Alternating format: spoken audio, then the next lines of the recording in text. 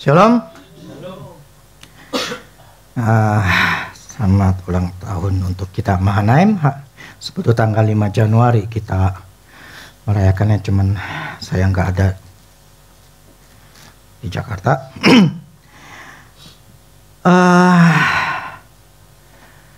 Di tahun baru ini, tahun 2025, waktu saya, walaupun saya di Jepang 2 minggu staycation ya, bukan, jadi tinggal di rumah, di apartemennya Mavel, jadi masak di sana, makan cuman keluar juga cuma sekali doang, kadang nggak makan di luar.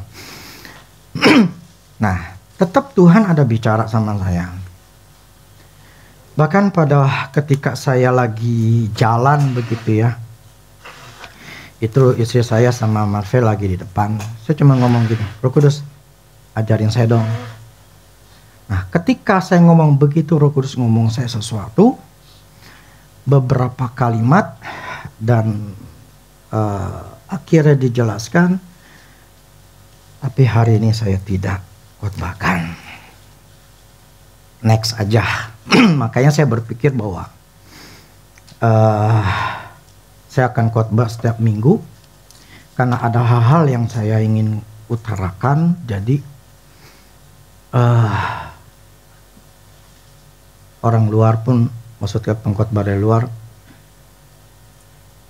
ya paling kalau lagi saya lagi nggak bisa, misal keluar gitu ya, itu paling ya pakai hamba Tuhan.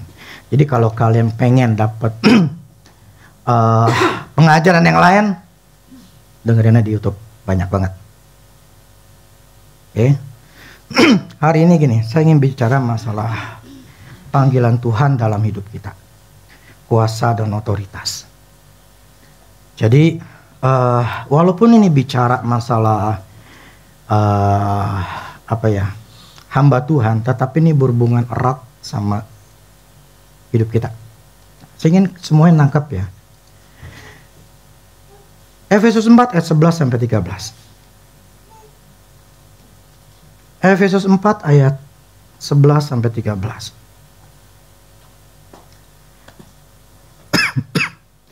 Dan ialah yang memberikan baik rasul-rasul maupun nabi-nabi, pemberita-penita Injil maupun gembala-gembala dan pengajar-pengajar yang untuk memperlengkapi orang-orang kudus bagi pekerjaan pelayanan, bagi pembangunan tubuh Kristus sampai kita semua telah mencapai kesatuan iman dan pengetahuan yang benar tentang anak Allah, kedewasaan penuh dan tingkat pertumbuhan yang sesuai dengan kepenuhan Kristus. Oke. Coba di dalam TSI-nya ya, terjemahan TSI ya. Jadi sesuai nubuatan itu, Kristus memberikan kemampuan rohani yang berbeda kepada kita masing-masing. Ada yang diberi kemampuan untuk menjadi rasul, untuk menyampaikan pesan dari Roh Allah, memberitakan kabar baik tentang Yesus, menjadi gembala jemaat, dan ada juga yang diberikan kemampuan untuk mengajar umat Allah. Semuanya itu diberikan supaya kita bisa mempersiapkan dan melengkapi umat Allah, agar masing-masing dapat saling melayani dan seluruh anggota tubuh Kristus semakin bertumbuh. Tujuannya adalah supaya kita semua semakin erat bersatu dalam keyakinan kepada Kristus dan mencapai pengertian yang sama tentang anak Allah. Juga agar kita menjadi dewasa secara rohani dan semakin sempurna seperti Kristus. Di sini Paulus mengajarkan para jemaat Efesus bahwa Allah itu memberikan kemampuan rohani kepada rasul, nabi, penginjil, gembala, pengajar atau guru. Nah, 5 jabatan ini ya adalah sebuah jabatan yang Tuhan berikan kepada seseorang. Nah, ini orang-orang yang dipanggil sebagai hamba Tuhan. Ya. Tidak semua orang itu dipanggil sebagai hamba Tuhan. Yang saya maksud punya jabatan seperti ini. Ya. Tetapi kita sebetulnya semuanya adalah seorang adalah hamba Tuhan, karena hidup kita sudah dibayar lunas. Kita menjadi hambanya Tuhan. Tetapi ada dalam 5 jabatan ini, itu mereka adalah orang-orang yang diberikan sebuah jabatan atau otoritas. Nangkep ya? Nah, tujuannya adalah untuk saling melengkapi, saling melayani. Saya senang waktu itu Jesse pernah ngomong begini. Saya tuh bukan datang untuk kompetisi, tetapi kolaborasi. Indonesia apa kolaborasi? Kerjasama. Tapi ada seorang hamba Tuhan yang di sini itu menyatakan kita bersaing. Ada sebuah gereja menyatakan bilang kita harus bersaing. Lah. Firman ini mengatakan kita harus saling melengkapi, saling menolong satu sama lain, bukan saling bersaing. Itu salah. Nah, jadi gini, ada orang-orang tertentu yang diberikan panggilan sebagai hamba Tuhan. Dan panggilan hamba Tuhan itu kita tidak bisa milih. Saya mau jadi rasul aja. Saya mau jadi nabi aja. Saya mau ini. Tidak bisa. Semua sudah ditentukan oleh Tuhan sesuai dengan rancangan Tuhan. Jadi 5 jabatan ini bukan seenaknya gue pengen jadi nabi aja. Gue cari seorang nabi, gue minta ditumpangin tangan, diurapin, gue akan jadi nabi. Enggak. Itu salah. Karena jabatan itu karena Tuhan yang nunjuk, Tuhan yang memberikan. Oke, sebagai gembala. Oke, lu sebagai penginjil. Ya. Tetapi ini bukan cuma di dalam pelayanan aja sebagai hamba Tuhan, tetapi ini juga sebagai contoh dalam kehidupan kita sehari-hari. Semua daripada kita itu ada garis hidup. Ada sebuah namanya panggilan dalam pekerjaan kita masing-masing. Kita nggak bisa. Saya mau jadi programmer aja. Saya mau jadi ini aja. Saya mau jadi itu aja. Tidak bisa seperti itu. Kita harus bisa mengetahui kehendak Tuhan yang sempurna itu buat kita apa. Maka karena kita punya, Tuhan punya rancangan atau garis hidup kita untuk masa depan kita. Kamu di sini. Nah, kalau kamu di sini, gua kasih kekuatan, urapan, hikmat, pengertian, bla bla segala macam deh ya, supaya engkau bisa berhasil. Jadi jabatan itu sama dalam kehidupan kita sehari-hari. Kita tuh punya yang namanya sebuah destiny, ya, bahwa takdir kita adalah seorang A. Pekerjaan kita adalah A. Hidup kita adalah A. Nah, ini perlu bagi kita untuk mengetahuinya. Maka saya istilah gini, saya berdoa kepada Tuhan, saya minta sama Tuhan itu masalah untuk anak-anak saya.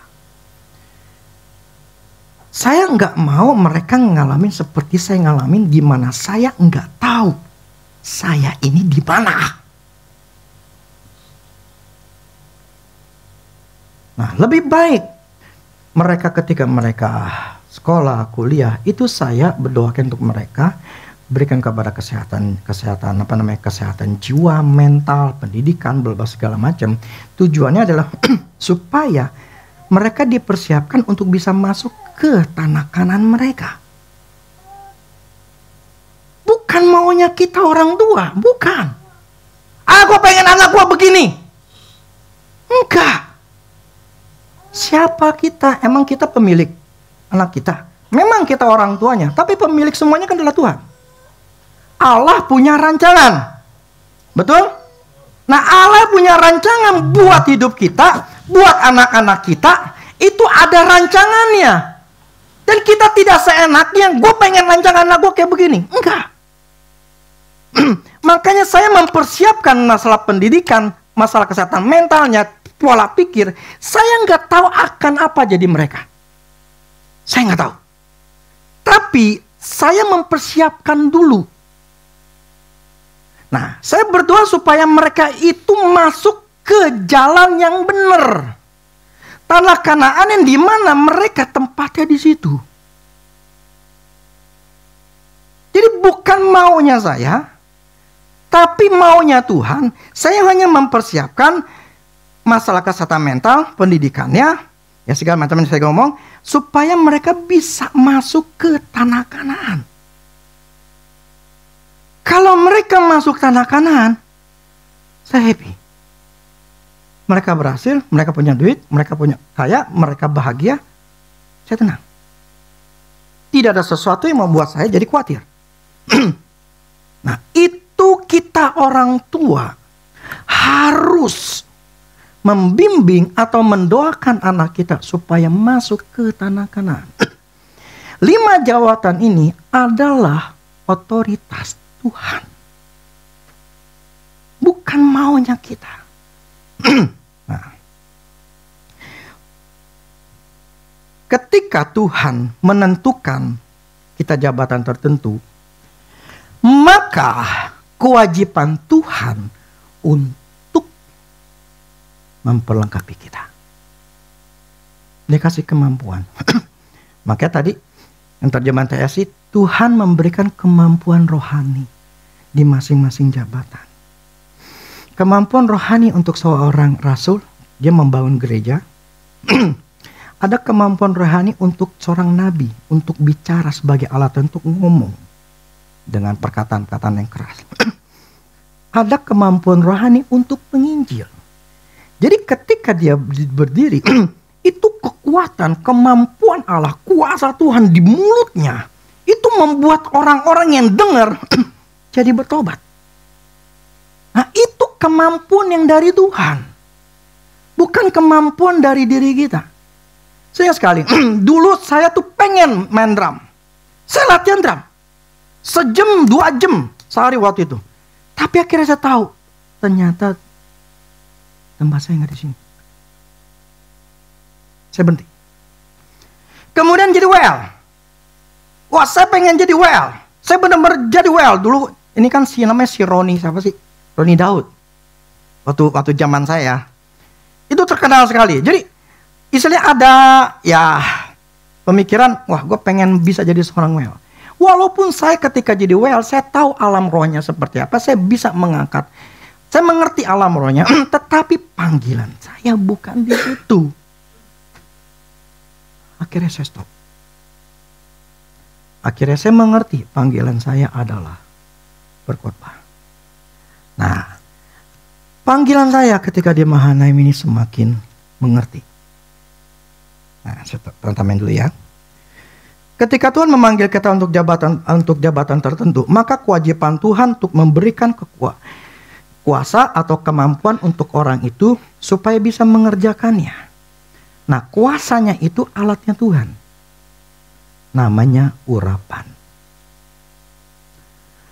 Definisi dari urapan yang Tuhan kasih saya di tahun 2004 itu adalah, atau 2005. Urapan adalah kemampuan Tuhan yang diberikan kepada seseorang untuk melakukan kehendaknya. Powernya Tuhan diberikan kepada seseorang untuk dia ngelakuin kehendaknya Tuhan. Bukan kehendaknya diri sendiri. Jadi kalau orang diberikan satu jabatan, itu Tuhan kasih urapan. Kemampuan. Nah, untuk dia ngelakuin, oke, lu adalah seorang pengajar, lakuin ini. Jadi itu namanya urapan yang dimiliki oleh seseorang ketika diberikan sebuah jabatan. Dan urapan itu bukan semaunya kita. Yang tadi saya katakan, saya pengen mau dapat urapan Nabi. Gak seperti itu. Ya. Soal gini. Untuk melakukan panggilan Tuhan ini, Tuhan memberikan urapan sesuai dengan panggilannya. Dia tidak akan mengurapi atau memberikan kemampuan yang lain yang bukan panggilannya. Dan kita tidak bisa memaksa Tuhan untuk mengurapi pekerjaan yang bukan kehendaknya. Nggak bisa. Panggilan itu spesial. Makanya Tuhan memberikan secara khusus urapan itu. Urapan secara khusus. Jadi Karena Tuhan manggil orang itu spesial, ya urapan juga spesial. Dan ketika orang itu ada di urapan situ, dia harus berada dalam urapan itu. Bukan dia mengambil urapan orang lain, mengambil urapan jawabatan yang lain. Itu ngaco, salah. Nah, ketika saya pernah baca Robert Liardon masalah gender-genderan, ada satu yang namanya William Branham. Ini orang hebat. Waktu saya lupa atau dia masih bayi atau lagi mamanya ngelahirin dia atau gimana saya lupa. Itu ada sinar. Itu masuk, tetangganya lihat. Masuk ke kamar dia. Terus terangin kamar dia dan nerangin dia. Ke si William ini. Tadi saya baca bukunya lagi. Saya lihat di Google. Dia pernah ngalamin sendiri. Ada sebuah sinar masuk. Ini dia udah besar, udah dewasa. Itu sinarnya itu kayak di film-film. Tahu nggak film-film? ada sinar jalan gitu. Di kamarnya, kemudian sinar itu menjadi membias, kemudian akhirnya jadi ada sebuah sosok. Dan itu malaikat. Dan malaikat itu ngomong, Tuhan mau pakaimu.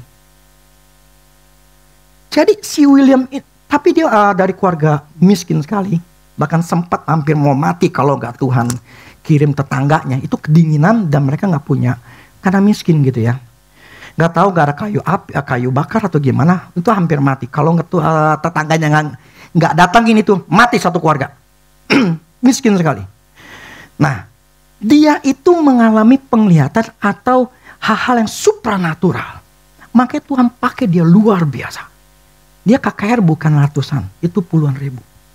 Nah sekali ada 25.000 KKR. Itu ada seorang nenek itu mati. Waktu di kebakaran itu dibangkitin. Terus kejadian di Finlandia, anaknya mendoakan seorang anak yang mati ketabrak, dibangkitin, bangkit. Ini orang hebat. Tuhan pakai dia di situ. Tapi dia tidak mengajar. Dia tidak punya karunia mengajar. Nah, ketika dia mulai terkenal dan dia mulai segala macam gitu ya, sombong. Kemudian dia mau mencoba, dia melakukan pengajar. Dan ngajar itu sesat. Neraka itu nggak kekal. Terus namanya perempuan itu bukan coba ya. Udah saya lupa. Pokoknya perempuan itu bukan berasal dari laki-laki lah. Dan segala macam lah. Ada pengajaran-pengajaran yang salah. Gini. Karunia, urapan dia adalah ketika dia berkhotbah. Ya, untuk mendoakan orang. Itu karunianya luar biasa. Orang buta melihat. Tuli bahkan dibangkitin. Itu powernya. Aduh saya belum. Coba ntar, mudah-mudahan sih keburu nih. Mudah-mudahan. Makanya nih, saya tuh banyak banget. Apa yang Tuhan ngomong sama saya banyak banget. Saya lagi mengupgrade diri saya. Untuk saya bisa melihat hati manusia. Saya biasa lakuin buat diri saya. Sampai mana ya? Oke. Nah, si William Branham ini adalah orang yang dipakai sama Tuhan, urapannya adalah untuk menyembuhkan. Tetapi untuk berkhotbah sebetulnya ada yang lain. Walaupun dia ngomong tapi nggak banyak. Tapi dia mengambil atau mencoba menjadi seorang pengajar. Dia tidak punya dasar kekristenan. Dia coba sendiri menganalisa mencoba mengajar firman-firman Tuhan, tapi salah. Urapannya bukan seorang guru. Nah, karena ini orang sangat terkenal, si William Branham luar biasa terkenalnya dan powernya bangkitin orang di depan orang loh, di dalam KKR. Tapi pengajarannya salah. Tuhan, ini dia. 1 Korintus 5 ayat 5. Orang itu harus kita serahkan dalam nama Tuhan Yesus kepada iblis, sehingga binasa tubuhnya, agar rohnya diselamatkan pada hari Tuhan. Ketika seorang sudah terkenal, tapi ketika pengajarannya gak benar, Tuhan kasih waktu. Kalau orang itu gak bertobat, Tuhan akan serahkan kepada iblis untuk iblis mengambil nyawanya. Ini firman-Nya. Orang yang luar biasa ini, satu hari sama istrinya, anaknya di belakang, 2 mobil, tiba-tiba orang mabuk nabrak mobil dia. Kecelakaan. Dia berdua, anaknya selamat karena kan di belakang gitu ya, karena dihajar bapak emaknya. Kemudian ketika mereka kan terpental keluar dari, jadi kencang banget terpental. Nah, ketika terpental emaknya, istrinya itu kepental sana, mati. Karena anaknya, ketika anaknya turun dia lihat, mamanya itu mamanya udah mati. Kemudian ke bapaknya, ke William ini, masih hidup. Williamnya ngomong gini, dekatkan ke mami. Istilahnya mau doain mami kamu. Udah mau mati. Dia pegang istrinya, hidup. Gila nggak? Kuasa Tuhan yang luar biasa hebat gitu. Dia cuma pegang istrinya. Ya, dalam nama Yesus hidup. Tapi dianya mati.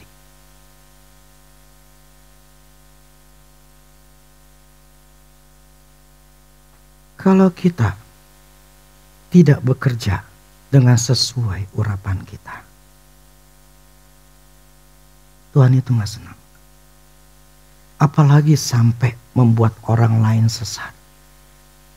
Terpaksa Tuhan hukum. Daripada orang lain banyak sesatnya.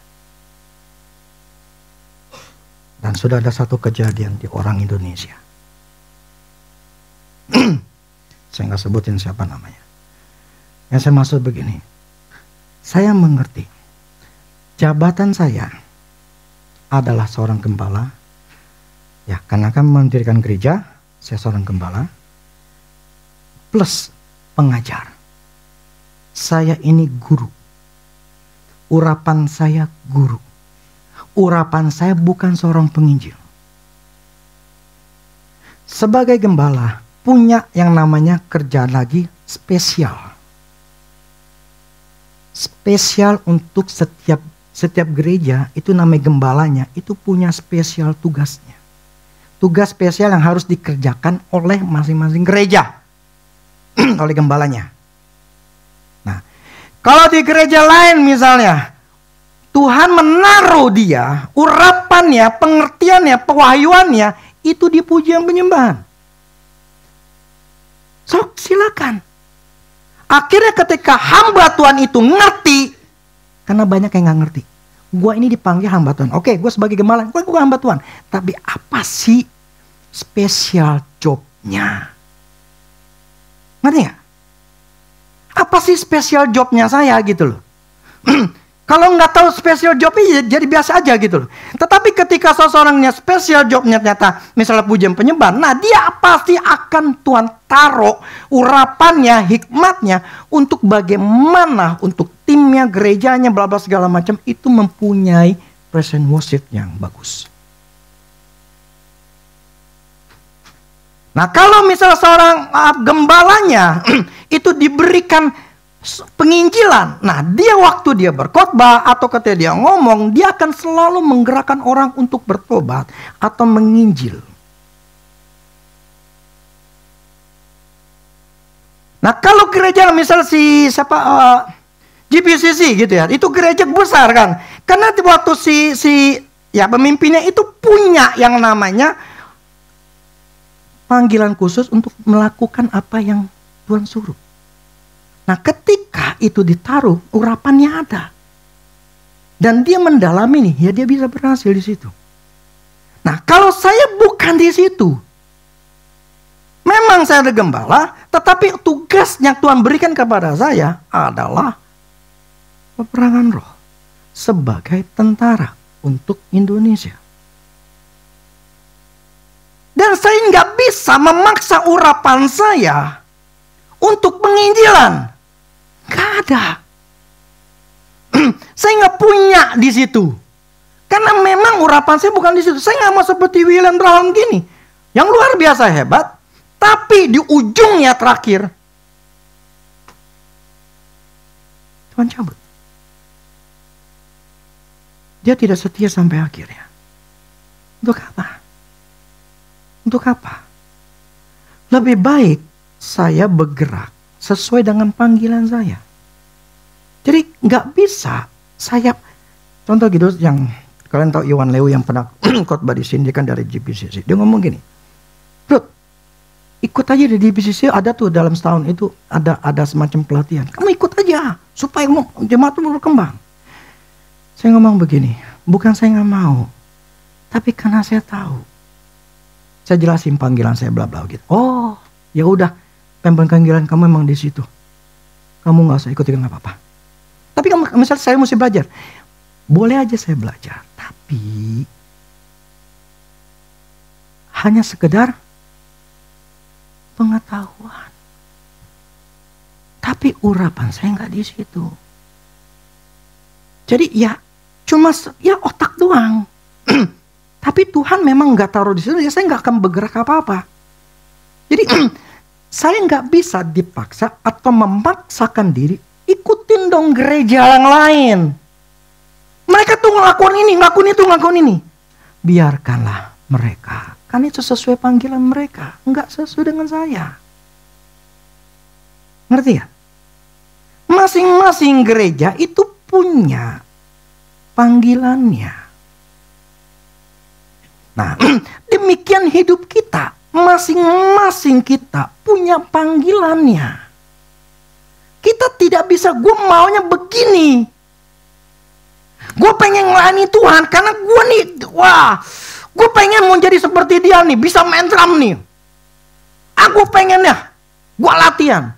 Nah, tapi kalau memang bukan Tuhan taruh di situ, ya nggak bisa. Coba ayat dasar firman-Nya. Yohanes 12 ayat 26. Yohanes 12 ayat 26. Barang siapa melayani aku, ia harus, Tuhan ikut kita, ya, ia harus mengikut aku. Dan di mana aku berada, di situ pun pelayanku akan berada. Barang siapa melayani aku, ia akan dihormati Bapa. Jadi gini, barang siapa melayani Tuhan, firman katakan gini, Tuhan ngomong nih, ia harus ngikut aku. Yang namanya ngikut kan berarti Tuhan ada di depan. Kita ngikuti dia. Nah, ketika kan di mana aku berada, pelayanku berada. Jadi Tuhan dulu. Kita ngikutin Tuhan. Tuhan maunya di mana? Demikian kita bergereja, kita pelayanan, kita pekerjaan kita, itu semuanya harus ngikut Tuhan. Nah, di mana aku berada, pelayanku berada. Di mana aku ada, di situ berkatku ada. Jadi semuanya harus ngikut apa kata Tuhan.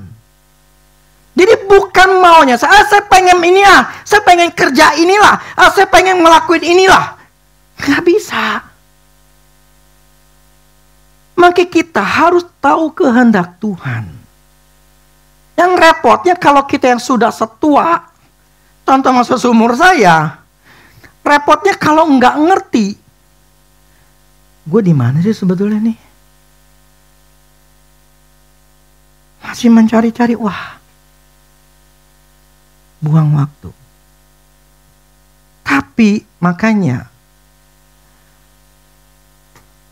gimana ya? Kalian yang masih punya anak, kalian harus tahu anak yang masih kecil. Kalian harus bisa minta sama Tuhan. Anakku ini Tuhan, harusnya di mana? Yang Tuhan mau ini di mana?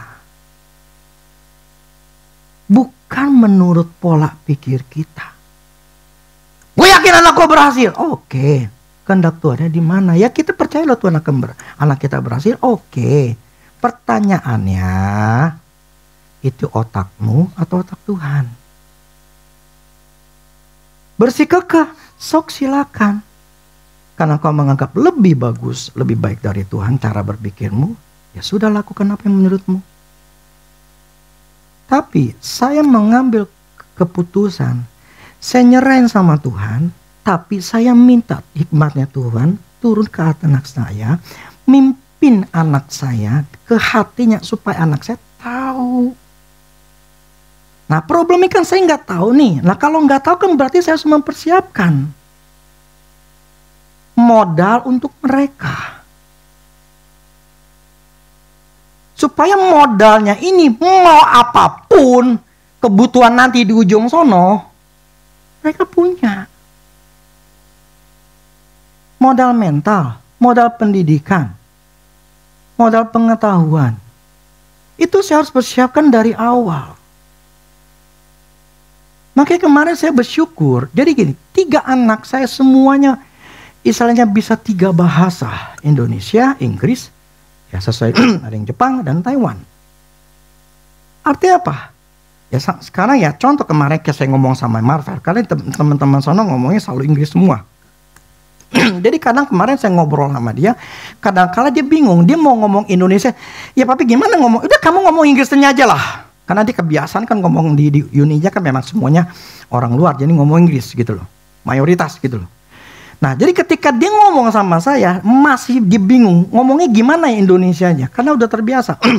Nah yang saya maksud begini, saya mencoba mempersiapkan itu semuanya.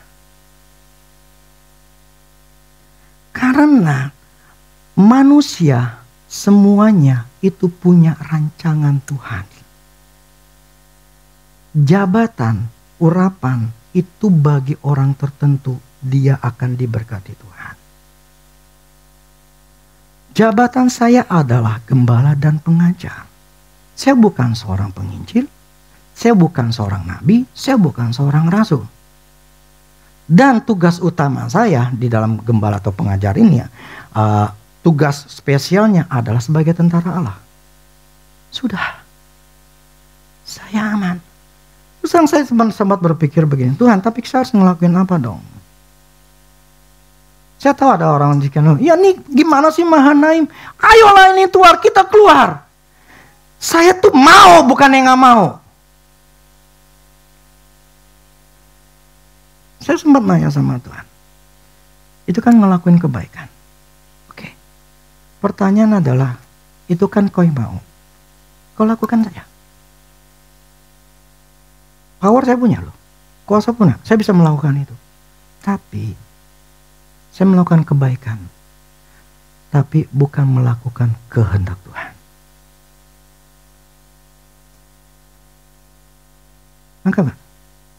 Ngerti gak bedanya? Kita harus tahu ini kehendak Allah atau bukan. Apalagi sudah bicara masalah pelayanan yang cukup ada risikonya. Jadi saya harus tahu ini kehendak Allah atau tidak. Kalau memang kehendak Allah saya akan lakuin. Saya nggak peduli kosnya, biayanya, atau jauhnya atau segala macam, saya akan lakukan. Tetapi kalau itu hanya berdasarkan saya melakukan kebaikan, memang baik, tapi saya akan nggak nuai apa-apa. Enggak.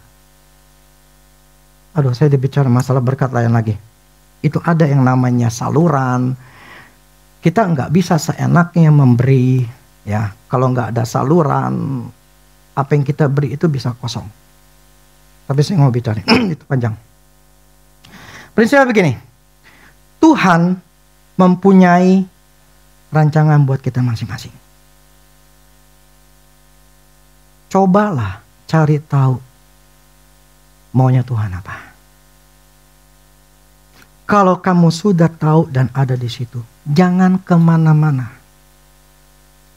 Jangan sotoy. Kalau dalam bahasa finance bisnis itu core business. Bisnis utama. Udah di situ. Kalau kau pengen punya bisnis yang lain, cari orang yang hebat yang memang punya punya pengetahuan atau ya istilah rohaninya urapannya di situ. Hire orang itu. Tetapi kalau engkau yang di sini, lakukan di sini. Cari tahu. Ketika kita tahu, percaya bahwa Tuhan kasih urapan kemampuanmu untuk berhasil. Nggak mungkin nggak. Pasti berhasil. Makanya ketika saya pelayanan, karena saya tahu Tuhan taruh tempat ini, saya selalu berhasil untuk mengalahkan kuasa gelap. Pasti berhasil, nggak mungkin nggak. Karena Tuhan kasih kekuatannya. Lengkap ya. Jadi saya berharap, mumpungnya ketika awal tahun kemarin, saya coba merenungkan Tuhan, sebetulnya apa sih kau ingin lakukan di tahun ini untuk jemaat. Tuhan ngomong begini, aku ingin janjiku untuk mereka secara pribadi masing-masing itu terjadi tahun ini. Amin. Terus aku ingin kau lakukan konseling untuk mereka yang mau. Aku akan pakai mulutmu untuk memberitahu kepada mereka untuk apa yang mereka harus lakukan. Walaupun terus waktu beberapa bulan yang lalu saya ada ngomong ya sebetulnya saya nggak suka kalau mesti bla-bla kayak begitu. Tapi akhirnya saya harus cabut sekarang. Saya ingin katakan begini. Kalau kalian yang mau datang saya tetap patokan begini. Firman Tuhan Yesus ngomongnya, datanglah kepadaku hai yang letih lesu. Orang itu datang ke Yesus. Bukan saya orang penting. Kenapa Tuhan mengatakan datanglah kepadaku? Orang itu harus dengan willingness, kerelaan hati. Gue mau datang kepada Tuhan. Yang saya maksud gini. Kalau engkau punya keinginan ada hati, saya mau. Saya pengen tahu kehendak Tuhan.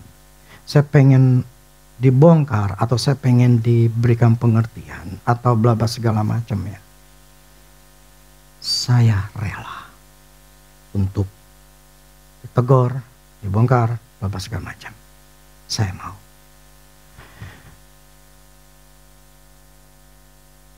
Saya ingin lakukan itu di hari Sabtu.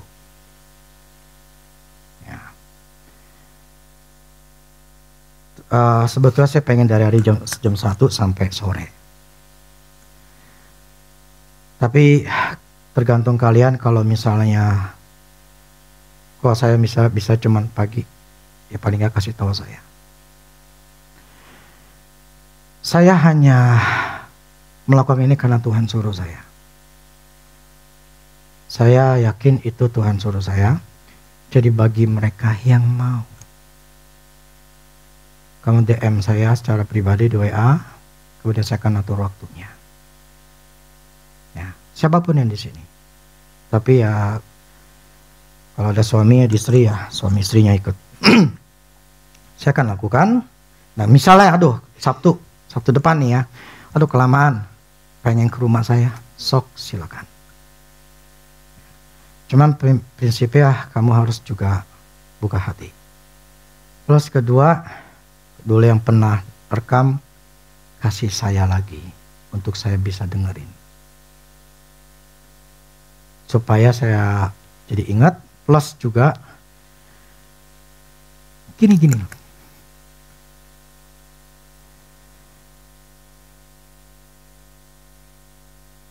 Dulu saya pernah lakukan. Waktu mahanendeng orang-orang yang dulu ya awal. Satu persatu saya cek hatinya. Saya panggil, kamu nih begini. Ya kok tahu? Saya nggak tahu, Tuhan yang tahu. Yang saya maksud begini, kalau Tuhan ngomong sama saya, kalau ya, plus kalau saya lagi benar, maksudnya otak saya mesti lempeng dulu, ya. Susah ya, kalau saya dalam keadaan capek, kalau dalam keadaan nggak bisa juga. Tetap saya manusia. Makanya selalu saya katakan, puji. Ya. Saya cuma satu keinginan saya sebagai gembala. Yang seperti Tuhan ngomong, aku ingin janjinya Allah itu terjadi di tahun ini. Itu aja. Jadi seolah-olah Tuhan ingin mau pakai saya. Doain kamu, entah pelepasan, entah urapan, saya nggak ngerti. Dan nanti itu ingin Tuhan lakukan sesuatu. Ya, ini bagi yang merasa butuh. Ya, kalau merasa enggak, kayaknya gue enggak nih. Gue fan-fan aja, is okay, no problem. Oke ya. Sekarang saya masuk masalah kuasa dan otoritas. Ini banyak orang nggak ngerti, hamba Tuhan ini kebanyakan ngerti. Lukas 9 ayat 1. Oke, saya udah khotbah 40 menit nih. 20 menit lagi ya, tahan ya. Maka Yesus memanggil ke-12 murid-muridnya, lalu memberikan tenaga dan kuasa kepada mereka untuk menguasai setan dan menyembuhkan penyakit-penyakit. Kalau di dalam bahasa Inggris itu, ini kan kita tenaga dan kuasa ya. Kalau dalam bahasa Inggris itu power and authority. Jadi Tuhan panggil murid ya, dikasih power dan authority. Kenapa dibedakan dua? Kenapa Tuhan bilang, aku berikan mereka kuasa? Cukup. Ternyata kagak. Power and authority. Jadi ada dua hal yang harus kita ngerti. Namanya ada power, ada yang namanya otoritas. Power itu kuasa, kemampuan. Nangkep ya, harus ngerti dulu nih ya. Jadi Tuhan memberikan kepada seseorang secara rohani yang namanya kuasa itu kemampuan, itu namanya urapan. Otoritas itu adalah jabatan. Nah, saya jelasin gini. Kuasa itu adalah kemampuan, ya, power, kemampuan untuk bisa mempengaruhi orang atau bisa mengendalikan orang atau memimpin seseorang untuk mengarahkan, memotivasi, mengarahkan, mempengaruhi, mengendalikan. Itu punya kemampuan. Nangkap ya? Yang namanya otoritas ya jabatan. Direktur, manajer, itu namanya otoritas. Jabatan. Simpel ya. Tapi kemampuan itu berbeda. Orang punya otoritas belum tentu punya kemampuan. Seorang manajer, dia seorang manajer, apakah dia mampu mempengaruhi anak buahnya nurut sama dia, melakukan kerjaan yang dia suruh? Butuh kemampuan nggak? Ya kan? Apakah semua manajer punya kemampuan untuk mengendalikan anak buahnya? Nggak semua. Itulah makanya power and authority dibedakan. Orang bisa punya otoritas, tapi belum tentu dia punya kemampuan. Itulah kenapa hamba Tuhan sebagai seorang gembala itu otoritas, jabatan. Tapi dia nggak punya kemampuan. Misalnya ada orang kena kerasukan, dia nggak punya kemampuan narik keluar. Dia nggak bisa nyembuhin orang. Kenapa? Nggak punya urapan. Ngerti? Jadi Tuhan memberikan kepada para rasul itu kemampuan, urapan plus otoritasnya. Nah, setan itu punya otoritas, ya, punya jenjang jabatan, kekuatan. Makanya kalau orang yang nggak punya power. Dia doain orang yang nyapang kerasukan, enggak kelar-kelar, enggak bisa keluar. Sejam, 2 jam, 3 jam, 5 jam, 24 jam. Bahkan saya pernah dengar itu sampai 3 hari. Nggak keluar. Kenapa? Nggak punya kemampuan. Nggak punya otoritas. Oke, dia seorang gembala. Dia punya otoritas. Apakah dia punya kemampuan?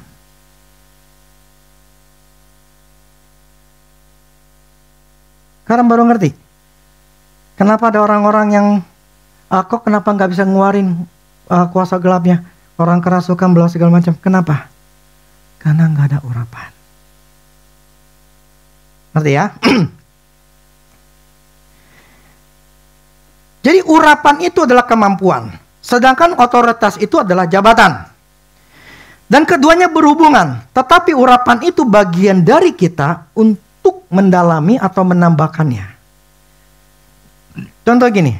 Kalau kita punya kemampuan mengangkat barbel 5 kilo doang. Nah, untuk bisa mengangkat sampai 10 kilo, berarti kita harus latihan di 5 kilo dulu. Habis 5 kilo, terus 6 kilo, 7 kilo, sampai 10 kilo, baru kita bisa. Jadi urapan itu bisa nambah. Kemampuan itu bisa. Yang tadinya kita narik, atau ngangkat, narik setan misalnya, itu makan waktu sampai 5 jam.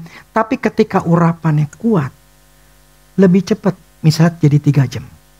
Nah, ketika dia bertambah berhubungan sama Tuhan semakin kuat, makin kan urapannya semakin kuat. Nah, ketika dia menarik, mengeluarkan itu setan, sekarang tinggal sejam. Nah, kemudian dia semakin dia kuat sama Tuhan dan dia latihan. Ya. Untuk ada orang, jadi gini, ini butuh latihan. Kemudian ada kuasa gelap lagi. Nah, ketika dia semakin kuat, jadi ketika dia ngeluarin itu roh jahat, hanya butuh 5 menit. Jadi urapan itu membuat kita semakin kuat. Nah, urapan ini setan lihat. Nah, ketika kita semakin, itu kan kita peperangan terus. Itu membuat urapan di dalam diri kita semakin bertambah. Dan otoritas kita, jabatannya semakin naik. Ingat kan dulu namanya, kita tuh level cuman hanya letnan. Kemudian jadi jenderal. Jenderal bintang 1. Kemudian jadi jenderal bintang 2, bintang 3. Kenapa? Itu ketika kita ngalahin, Tuhan lihat, oke, lu mampu ngalahin, gue naikin lagi. Jadi jenderal bintang 2. Dikasih lawannya lagi. Dikasih lawan yang lebih tinggi lagi, kita bisa menang. Dinaikin otoritasnya, kekuatan dinaikin lagi. Demikian seterusnya. Sehingga ada kemampuan yang membuat kita melebihi orang Kristen biasa. Nah, ini bedanya. Kalau kita punya urapan dan otoritas. Coba fokus sama saya. Sudah auranya udah pada capek nih. Dikit lagi ya. Betul nggak?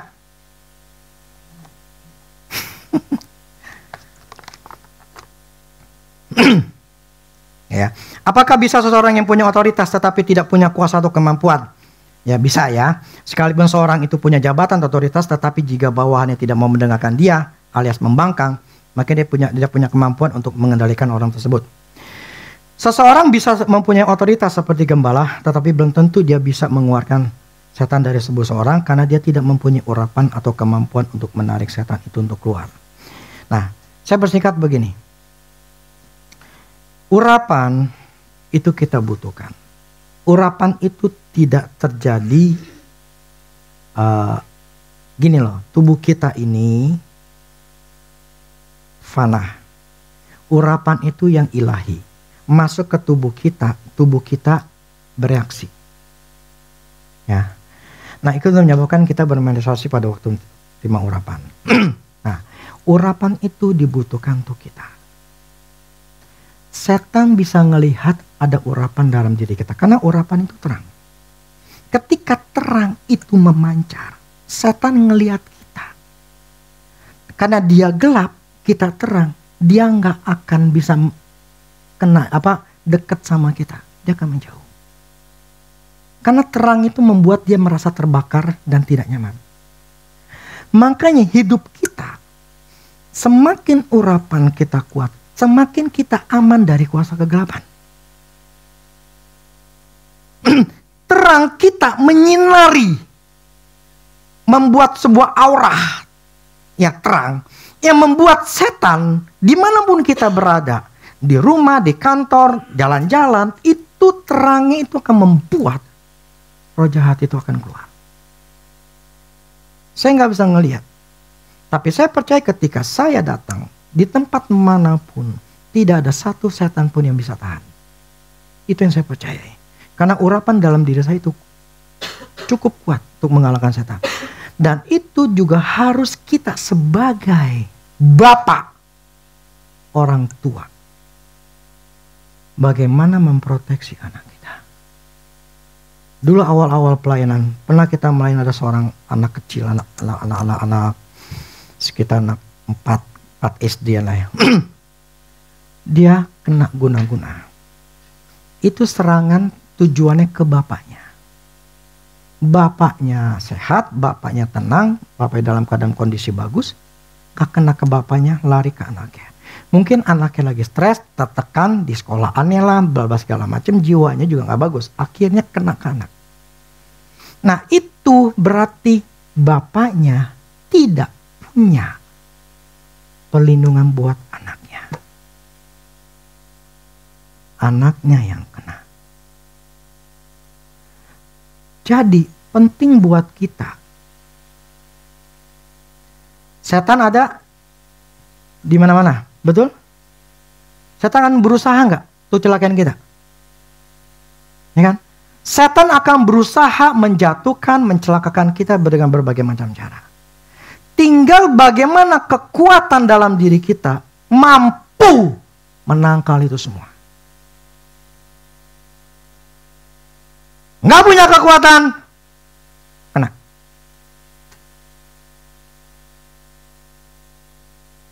Tinggal pilihan di kita. Mau ke Tuhan atau tidak. Nah, saya balik lagi gini. Tuhan memberikan urapan kepada kita di Mahanaim. Tinggal bagian kita mau terima urapan atau tidak. Urapan di sini itu terbuka lebar. Allah memberikan panggilan khusus kepada saya secara pribadi, itu masalah menghancurkan kuasa gelap.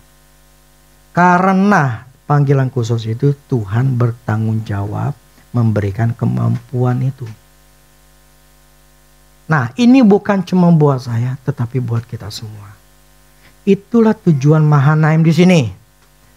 Amin. Jadi panggilan Mahanaim untuk ini. Jadi jangan berpikir, ya kayak gereja lain dong, kayak begitu, harus ngelakuin kayak gitu. Nggak perlu. Karena panggilan kita di sini. Yang namanya tentara, ketika ada sesuatu baru dipanggil. Betul nggak? Kalau enggak, ya sudah. Ya tapi kita harus ngapain? Saya pun mau. Sebab yang saya tuh nanya berkali-kali sama Tuhan. Tapi kalau memang Tuhan gak taruh dalam diri saya, mau diapain? Saya gak mau seperti William Branham. Dia mencoba mengambil urapan seorang pengajar. Saya bukan seorang penginjil. Bukan. Jadi saya gak mau jadi seorang penginjil. Gak ada gunanya. Karena bukan di situ. Tapi kan saya harus menginjil. Kan firman katakan kan, jadi semua bangsa murid-muridku. Nah, caranya saya ketika saya pelayanan, saya ngancurin kuasa kegelapan, saya menabur, menarik urapan, menarik kuasa kegelapan, dan orang itu akhirnya ke gereja. Orang itu akhirnya bertobat. Itu yang terjadi yang saya lakukan. Amin. Nah, oke, saya rasa cukup di sini. Saya juga lumayan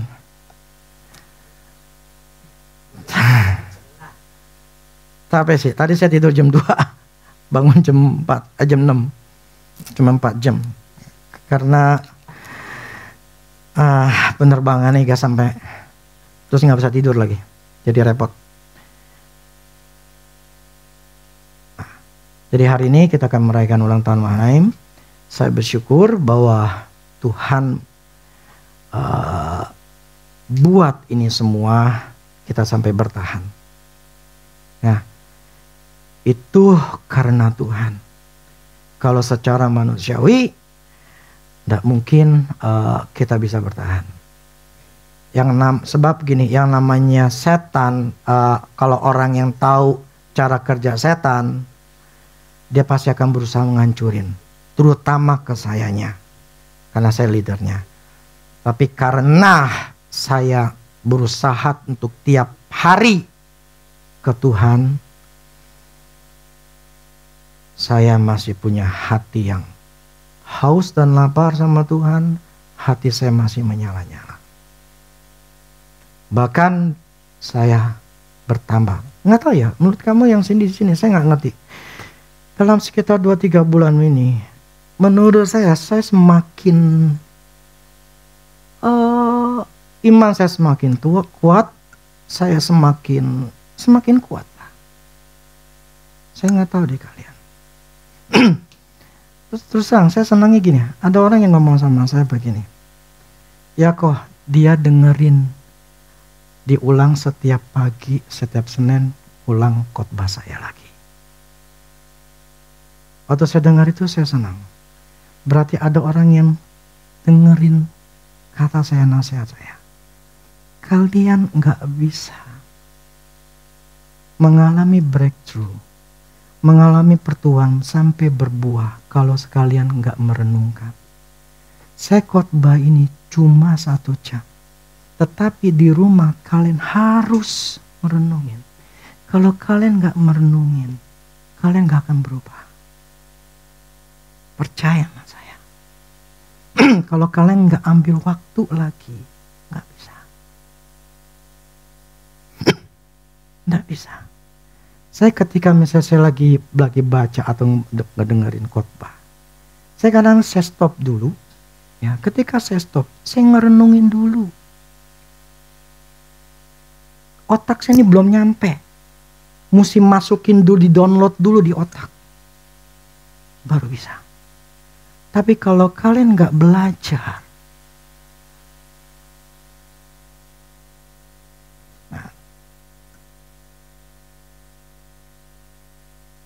saya ingin coba nanti maksudnya gini, melalui konseling.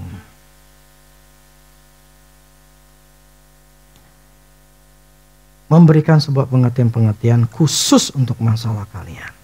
Saya sebetulnya tahu kok masalah kalian. Saya tahu kok. Tapi kan butuh orang itu datang. Dengan kerendahan hati, mengakui, dan mau berubah, dan mau dilepaskan, dan mau ya bla bla segala macam. Itu kan butuh kerendahan hati. Saya punya istilah kasarnya, ilmunya, pengertiannya, suara Tuhannya, punya powernya, punya kuasa di mulut saya. Itu bisa. Bisa.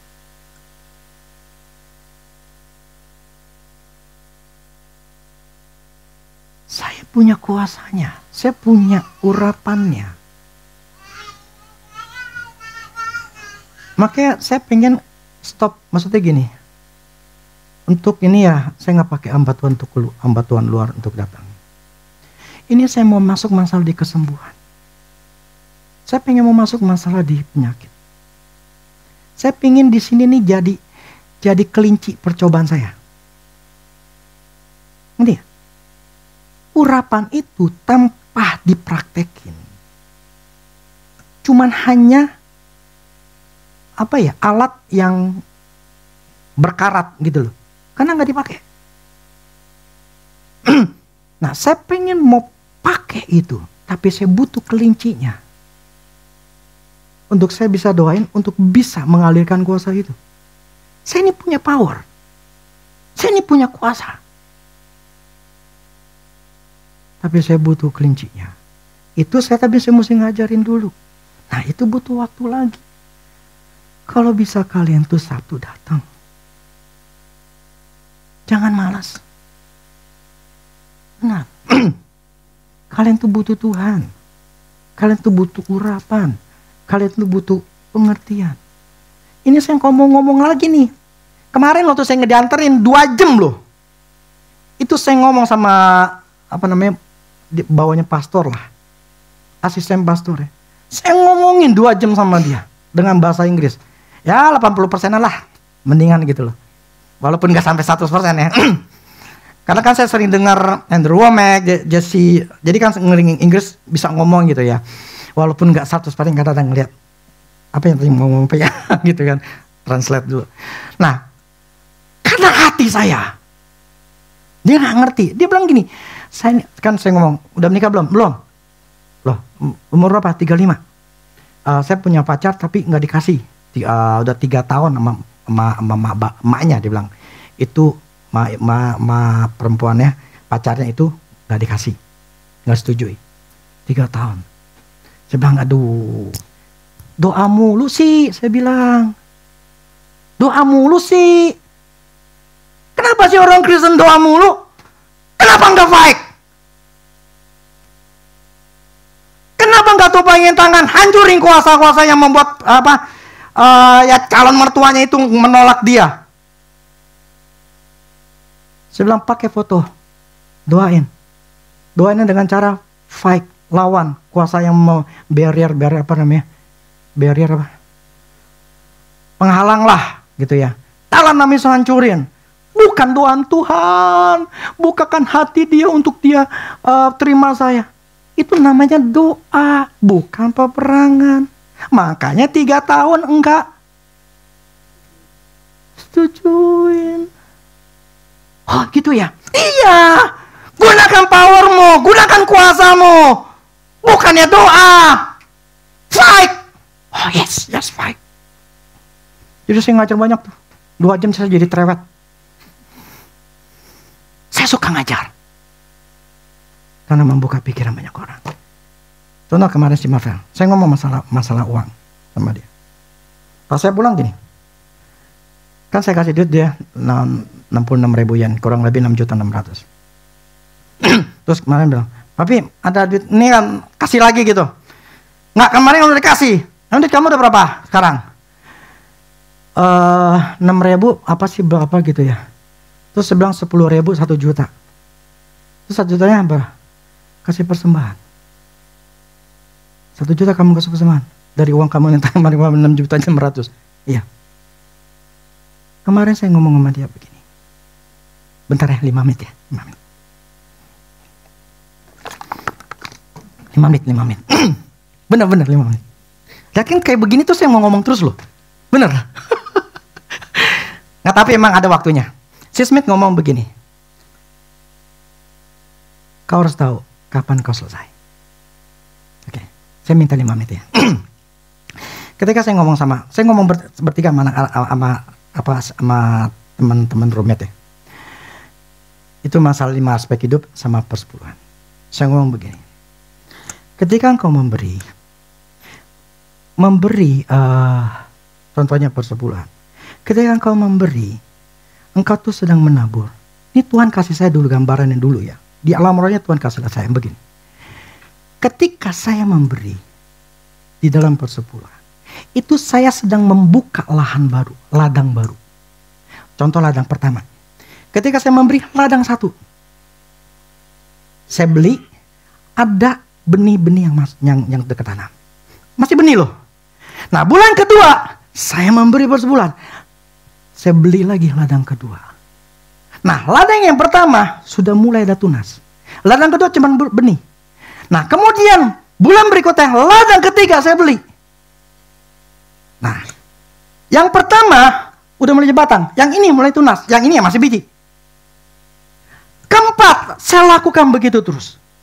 Jadi waktu dulu berapa tahun yang lalu, saya minta Tuhan pelatihan saya. Nah, waktu yang dipunya saya sudah berpohon, tapi masih batang. Tapi ladang yang lain sudah jadi pohon, tapi belum ada buah. Yang ini, yang ketiga, sudah ada buahnya, tapi masih kecil-kecil. Yang keempat, udah ada buah gede-gede, tapi belum matang. Artinya begini, Tuhan kasih pelatihan saya begini. Ketika engkau memberi, taburanmu aku tanam. Dan ketika engkau menabur, tidak akan sia-sia. Ya, karena sesuai kehendak Tuhan, masalah persepuluhan. Dan ketika engkau menabur, engkau akan satu hari yang taburan itu ladang pertama, engkau akan tuai. Dan ketika bulan berikutnya, ladang kedua engkau akan tuai. Ladang ketika berikutnya. Artinya apa? Engkau tidak akan pernah kekurangan. Selalu membuka lahan baru. Makanya give, it will be given. Beri, maka. Nah, contoh seorang petani. Dia nanam. Pas udah nanam, dia jual kan tuh. Dia jual semua. Terus dia gak mau nanam lagi. Kemudian bulan depannya atau beberapa bulannya, aku pengen nuai. Bisa gak? Kenapa? Gak ada nanam baru lagi. Itulah, saat ini kalian nuai. Saat ini kalian nabur. Kalian nuai. Lagi nuai nih. Dapat duit. Tapi berapa bulan kemudian kau kekeringan. Kenapa? Karena tidak ada buah yang dipetik. Ketika saya ngomong begitu Marvel, hitungan hari lah, mungkin 2 hari, maka dia memberi 1 juta. Cukup besar loh, 15%-an loh, dari 6 juta. Itu hasilnya apa? Manuel telepon dia, WA dia, lain. Mami bilang Alvel, minta papi ya, kasih duit Alvel 1 juta. Jajan. Pas Alvel masuk, pokoknya Noel ngasih duit kamu. Oh, buat apa? Buat jajan. Ya mungkin dia dapat akhir tahun bonus gitu ya. Saya dapat, dikasih juga sahabat. 3 juta, sejuta. Yang saya maksud begini. Ketika saya ngomong ke anak saya, dia lakuin. Saya ngedang itu karena bengong juga. Saya senang ketika saya ngomong, orang itu ngelakuin. Dan itu tujuannya buat keuntungan dia. Firman Tuhan tuh bukan keuntungan buat Tuhan loh. Dia udah kudus, dia udah sempurna. Firman Tuhan tujuannya buat kita.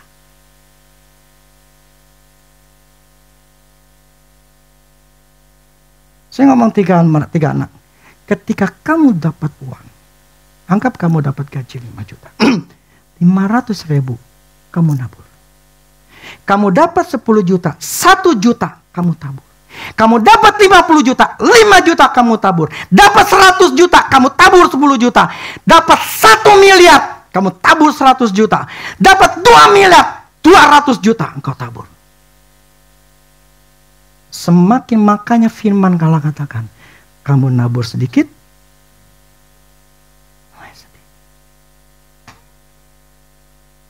lumrah enggak yang saya bilang Tuhan beli ketika kita nabur dia bikin ladang baru? Masuk make sense gak? Saya ngomong sama mereka, setia untuk menabur supaya engkau tidak pernah kekurangan.